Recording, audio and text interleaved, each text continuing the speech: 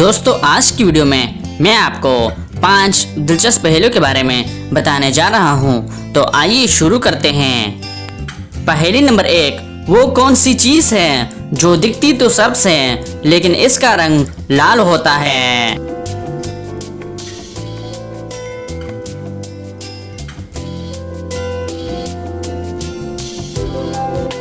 इसका सही जवाब है मेहंदी।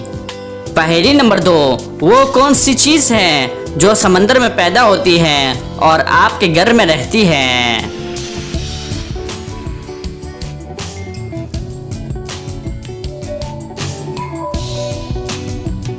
सही जवाब है नमक। पहेली नंबर 3, तेज चलते हुए पंखे को एक उंगली से कैसे रोक सकते हैं कि आपकी उंगली भी जख्मी ना हो।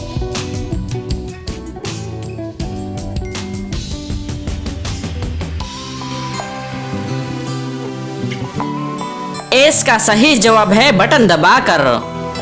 पहेली नंबर 4, दुनिया में सबसे ज्यादा कौन सी सब्जी खाई जाती है।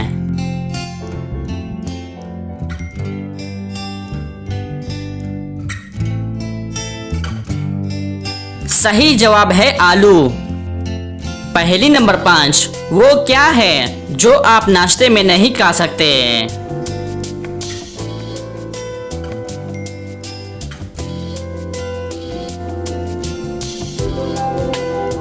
इसका सही जवाब है दोपहर और रात का खाना।